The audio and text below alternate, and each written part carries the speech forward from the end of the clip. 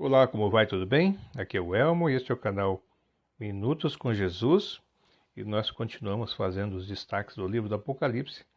E o último vídeo ele tratava do início do parêntese do sexto para o sétimo selo.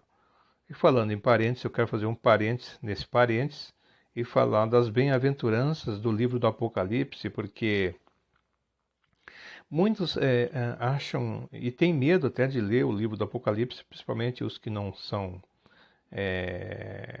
conhecedores da Bíblia, né? E eles ficam assustados porque a palavra Apocalipse ela tem uma conotação de catástrofes, de coisas de medo, né? Portanto, eles têm dificuldade. Mas, na verdade, o livro do Apocalipse é um canal das consolações, é um canal das bem-aventuranças.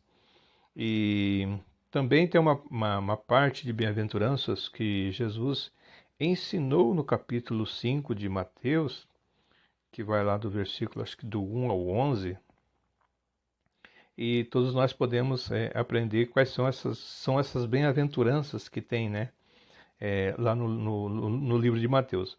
Mas vamos dar foco aqui então no livro do Apocalipse, nessas 7 bem-aventuranças que destaca o livro do Apocalipse. Por isso ele seja chamado o livro das bem-aventuranças, né? A primeira bem-aventurança que nós vamos ver no livro do Apocalipse, ela está citada lá no versículo 1:3, que diz assim, ó: Bem-aventurado aquele que lê e os que ouvem as palavras desta profecia e guardam as coisas que nela estão escritas, porque o tempo está próximo.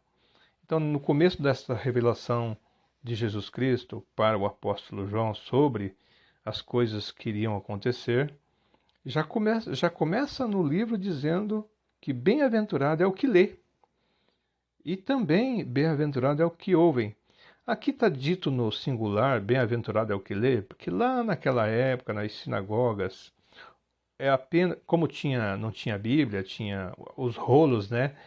Na sinagoga onde o dirigente, provavelmente do culto, né, trazendo para hoje, ele era o encarregado de fazer a leitura da mensagem do dia. Então, um lia e os demais ouviam, né? Então, bem-aventurados são os que leem, né? Vamos trazer para os dias de hoje. Os que ouvem as palavras dessa profecia e, e os que guardam as coisas que nela estão escritas. Então, esta é a primeira bem-aventurança do livro do Apocalipse.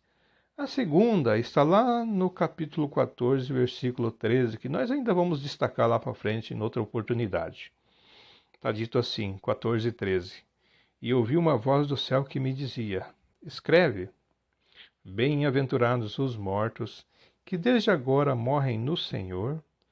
Sim, diz o Espírito, para que descansem dos seus trabalhos, e as suas obras os sigam.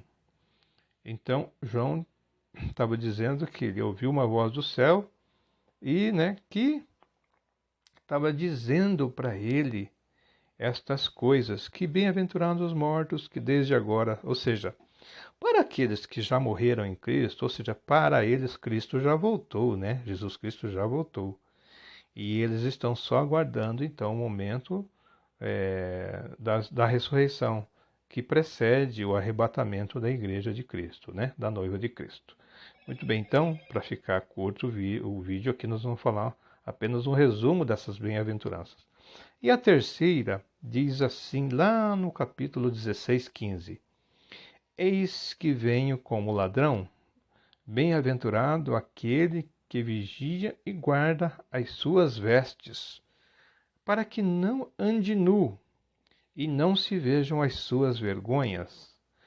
Ou seja, Jesus estava mostrando aqui para João que bem-aventurado seriam aqueles que vigiassem e guardassem as suas vestes. Ou seja, aqui ele está falando de vestes espirituais, claro, né? Para que não andes nu. E aqui, claro, o que nos desnuda é o pecado. Então, que nós nos mantivéssemos santos, ou seja, em santificação constante. e então para que o pecado não nos deixasse nus e não mostrasse as nossas vergonhas, como aconteceu, né? Porque aqui é uma metáfora lá do que aconteceu com Adão e Eva quando eles pecaram, né? E eles se viram nus, se viram envergonhados, se esconderam de Deus, né? Aí Deus perguntou para eles o que tinha acontecido e onde eles estavam, né? Muito bem, claro que Deus sabia, mas era uma pergunta retórica, apenas para conversar com Adão e para que Adão se pronunciasse, né? Adão e Eva se pronunciassem sobre o que tinha acontecido com a própria voz. E a quarta bem-aventurança, nós vamos ver lá no Apocalipse 19, 9. Diz assim: E disse-me, escreve, bem-aventurados aqueles que são chamados à ceia das bodas do Cordeiro. E disse-me, estas são as verdadeiras palavras de Deus. Aqui, Jesus está dizendo para João, né, que aqueles que são chamados à ceia das bodas do Cordeiro são os bem-aventurados. Ou seja, aqui a igreja que foi arrebatada, tem muitas passagens que vai mostrar, né, que esta igreja que subiu, os santos que vão morar com o Senhor, né, pela eternidade, no início terão as bodas do Cordeiro, ou seja, vai ser o casamento, né? Vai ter as bodas onde o noivo se casa com a noiva. Aqui é uma metáfora também, né? E a gente pode ver que esses acontecimentos aqui tem muito de tipo lá no período judaico, né? Como os casamentos aconteciam lá. E quem quiser pesquisa e vai ver como que as coisas aconteciam lá e vai ser muito semelhante ao que vai acontecer aqui nas bodas do Cordeiro, com a igreja, né? Jesus e a sua noiva. Muito bem, a quinta bem-aventurança está lá no capítulo 26, 20.6. Bem-aventurado e santo é aquele que tem parte na primeira ressurreição. Sobre estes não tem poder a segunda morte, mas serão sacerdotes de Deus e de Cristo e reinarão com ele por 1000 anos.